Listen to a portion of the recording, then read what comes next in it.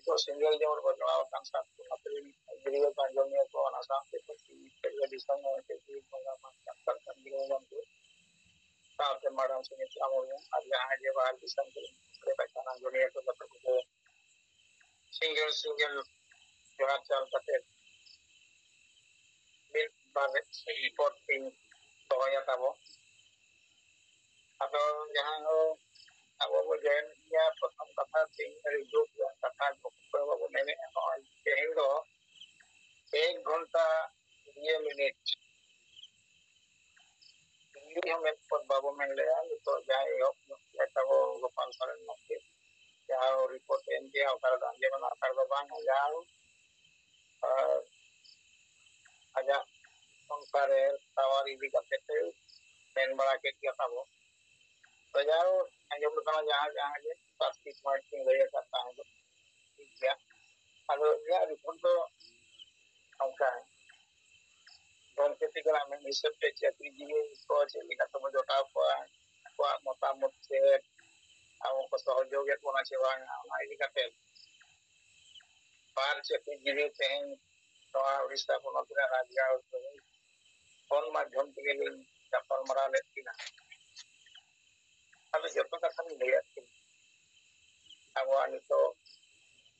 भाषा बनवान धर्म बनवान परang guru ile jok kana ano nongka joto ge nadi pore bo chali kana ado ini kan te bana hori chili ke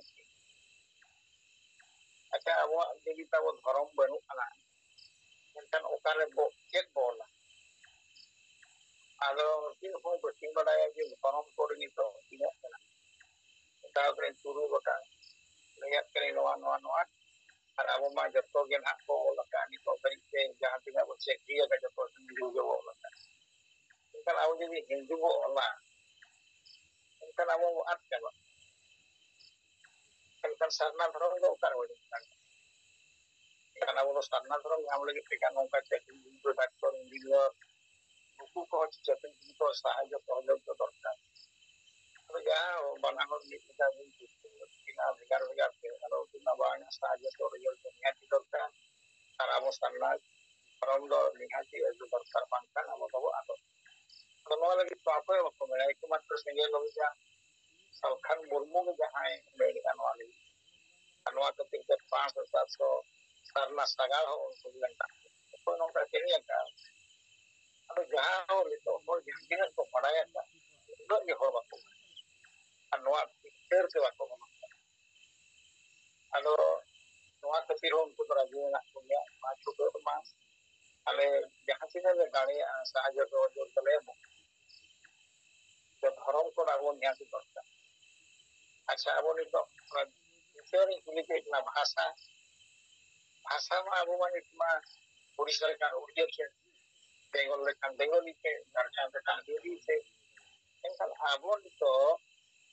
जो वो mania और चिकी को छारावा क्या और चिकी छारा का काम ओकरा मोला हम बताम भाषा है वो अनो वाला का भाषा का लिया तुमने क्या लोआ हचित करते तो ना तो हचित के तो बोलो अनो उनका भाषा यदि दरकार इनका भाषा लगी तो लड़ाई दरकार अब ओडिशा रे नित्य राज भाषा बना दरकार माने कि मापे बोले दिया एक तो मात्र सिंगल उजान ale node Bhubaneswar Rajgarh re Kundha Moitham le meeting eta noa Gandhi Marg re gomke tikin hej kate ale sarna dharo emalate noa lagi dekhi me hol tol huya kana governor ko le dekha takwa chief secretary ko gomke ate to dekha takwa koya hamari ja to mana chakri jiwan nirphor na lo ape diha ado jaha ho वहाँ होती में दरकार kan dia भाषा दरकार लेकिन abo समाज हो बांचा भाषा बिना एक होता वो बनो समूह की तो बनो अगर उनका ही जो ताकि का मारांग गुरु है रहता करना वाला तो हत्यान की सोमरा गिरिडी ले बना उन्हें इमोन सोचने का किरण की ना उन्हें तो पांच साल का कड़ी बंगाई का वाला माई का उन्हें उनका ये गान पॉइंटिंग वीडियो इनसे अगर निको और यदि वीडियो को कहानी और को video kan dia ya video बड़ा सब हो जाता ᱠᱩᱨᱩᱢᱩᱴᱩᱧ ᱪᱷᱩᱴᱟᱹᱣ ᱟᱠᱟᱱᱟ ᱮᱦᱚᱵᱤᱭᱟᱹᱧ ᱵᱟᱹᱭ ᱵᱟᱹᱭᱛᱮ ᱯᱟᱪᱷᱮ ᱠᱤᱪᱷᱤ ᱦᱚᱲ ᱠᱚ ᱚᱰᱚᱠᱚᱜᱼᱟ ᱟᱵᱚ ᱠᱚ ᱥᱚᱯᱚᱴ ᱵᱚᱱᱟ ᱟᱨ ᱠᱤᱪᱷᱤ ᱥᱟᱦᱟᱡᱽᱡᱚ ᱥᱚᱦᱚᱡᱳᱜᱽ ᱧᱟᱢᱚᱜᱼᱟ ᱢᱮᱛᱟᱣᱟᱠᱚᱣᱟᱧ ᱡᱟᱦᱟᱸ ᱞᱮᱠᱟ ᱠᱟᱛᱮ ᱥᱟᱭ ᱠᱚ ᱵᱟᱯᱮ ᱦᱤᱡᱩᱜᱼᱟ ᱟᱞᱮ ᱫᱚ ᱟᱨᱛᱷᱤᱠ ᱥᱟᱦᱟᱡᱽᱡᱚ ᱞᱮ ᱧᱟᱢ ᱠᱟᱱᱟ ᱢᱚᱱᱳᱵᱚᱞ ᱥᱟᱦᱟᱡᱽᱡᱚ ᱟᱞᱮ ᱧᱟᱢ ᱠᱟᱱᱟ ᱡᱚᱛᱚ ᱯᱨᱚᱠᱟᱨ ᱥᱟᱦᱟᱡᱽᱡᱚ ᱡᱟᱦᱟᱸᱭ ᱡᱟᱦᱟᱸ ᱥᱮᱫ ᱛᱮ ᱫᱟᱲᱮᱭᱟᱞᱮ ᱚᱱᱠᱟ ᱥᱟᱦᱟᱡᱽᱡᱚ ᱥᱚᱦᱚᱡᱳᱜᱽ ᱫᱚᱨᱠᱟর ᱟᱫᱚ ᱤᱱᱟᱹᱜ ᱜᱮᱛᱤᱧ ᱛᱮᱦᱮᱧᱟᱜ ᱨᱤᱯᱳᱨᱴ ᱫᱚ ᱵᱮᱥᱴᱤ ᱵᱟᱹᱧ ᱢᱮᱱᱟ ᱪᱮᱫᱟᱜ ᱥᱚᱢᱚᱭ ᱦᱚᱸ ᱞᱟᱦᱟ ᱤᱫᱤᱜ ᱠᱟᱱᱟ ᱟᱨ ᱵᱟᱵᱚ ᱢᱮᱱᱮᱫ ᱛᱟᱵᱚ ᱟᱹᱰᱤᱜᱟᱱ ᱱᱮᱛᱟ ᱢᱮᱱᱟᱜ ᱵᱚᱱᱟ ᱟᱹᱰᱤ ᱵᱚᱦᱩᱛ ᱢᱟᱨᱟᱝ ᱢᱟᱨᱟᱝ ᱱᱮᱛᱟ ᱛᱟᱵᱚ ᱱᱚᱰᱮ ᱵᱚᱱ ᱫᱩᱲᱩᱵ ᱟᱠᱟᱱᱟ ᱢᱤᱫ ᱵᱟᱨ ᱠᱚ ᱵᱚ ᱢᱮᱱ ᱤᱫᱤ ᱠᱷᱟᱱ ᱟᱹᱰᱤ ᱱᱟᱯᱟᱭ ᱦᱩᱱᱟᱹᱝ ᱪᱟᱞᱟᱜᱼᱟ ᱟᱹᱰᱤ ᱨᱟᱹᱥᱠᱟᱹ ᱛᱮ ᱪᱟᱞᱟᱜᱼᱟ ᱟᱫᱚ ᱚᱠᱚᱭ ᱦᱚᱸ ᱵᱚ ᱢᱮᱱᱮᱫᱼᱟ ᱟᱫᱚ ᱚᱱᱟᱜᱮ ᱟᱹᱰᱤ ᱢᱟᱨᱟᱝ ᱫᱩᱠ ᱠᱟᱛᱷᱟ ᱟᱫᱚ ᱱᱤᱱᱟᱹᱜ ᱢᱮᱱ ᱠᱟᱛᱮ ᱜᱚᱢᱠᱮ ᱛᱤᱠᱤᱱ ᱥᱟᱶᱛᱮ ᱡᱟᱦᱟᱸᱭ ᱵᱚ ᱡᱚᱲᱟᱣ ᱟᱠᱟᱱ ᱡᱚᱛᱚ ᱢᱩᱪᱟᱹᱫ ᱨᱮ ᱥᱤᱸᱜᱟᱹᱲ ᱡᱚᱦᱟᱨ ᱪᱟᱞ ᱠᱟᱛᱮ ᱱᱚᱰᱮ ᱜᱮᱞᱤᱧ ᱫᱩᱲᱩᱵᱼᱟ ᱢᱟ ᱛᱚᱵᱮ ᱥᱟᱱᱟᱢ ᱠᱚᱜᱮ ᱡᱚᱦᱟᱨ तो अलिंग ओला मेटे कथा ले लिदा ये भारत रे अबो को लिका आदिवासी सारा आरो जति मेना को आसे धरम रे मेना को हो को पिक्चर आबो अडी पिक्चर ताइनम रे मेना को कारण अबो आदिवासी को नहीं तो अने इता गोरेन हॉल लिका जे मेना को भारत रे हॉल लिका बनु कारण जते हॉल को बड़ा भारत रे और ये जुरु दो ना पार्लियामेंट खन के एहब कते नेमो पार्लियामेंट खन दे जुरु दो नेमो आ जुरु दो हटिंग समय अबोरेन हर दो तीन कते को तहान गया नित हो उनका के हालत रे मेना ओला मेटन बिल को पास किदा जहां दो उनको गुरु को वाक बोर्ड नितुन ते मेटे आपको बोर्ड मना होना बिल में अमेंडमेंट किदा को अर्थात उना को अरु फेराव किदा किछु विषय को बात किदा किछु विषय को जुड़ो किदा नोंका कते उना बिल को पास किदा अदो उना वाक बोर्ड ना जहां बिल अमेंडमेंट किदा को अदो आगामी दिन रे अबो जहां या व्यक्तिगत मत से राय जे अबो हो अडी किछु अरु फेराव दरे को हयतो अबो आदिवासी के जहां एक को मिना ओना को बदल दाड़े बोले अदो ओना रे इन नोआ के अतुम को विरोधा जे नोडे मा अबोरेन हर मा पार्लियामेंट व्यवस्था तन अबो आदो पिक्चर के अलग गया अदो अबो तो ऐसे को ठीक काम गया जे तो धर्म तो वो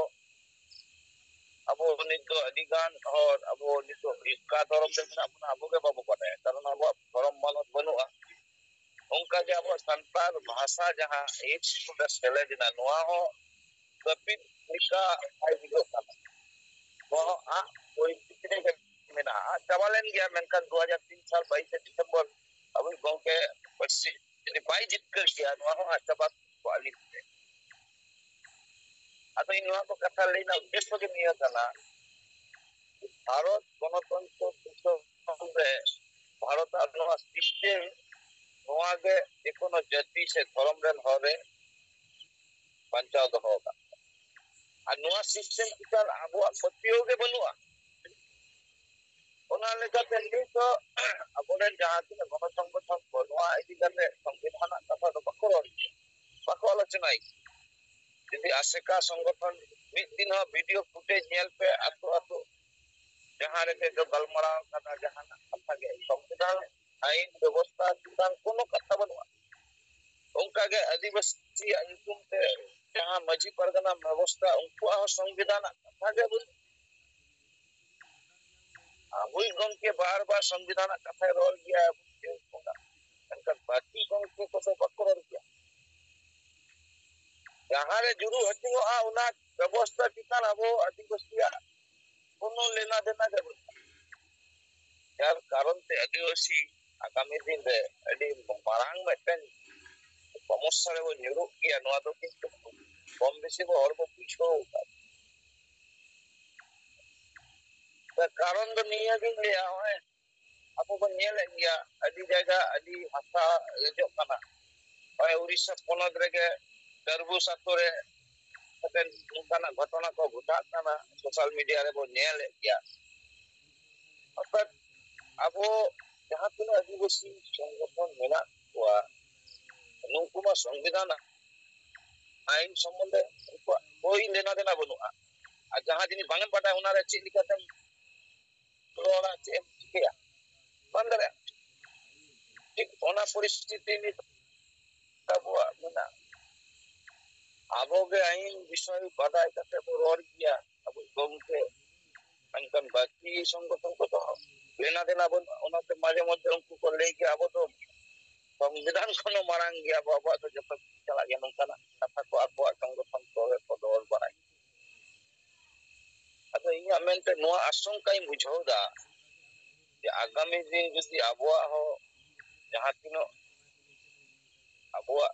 hasa jami jaga jetuku mena'a noa jodi rejo'a ain bodol talate tahle cheyabo ado abuwak ar meten marang somosya ini nyel kata atu re jahan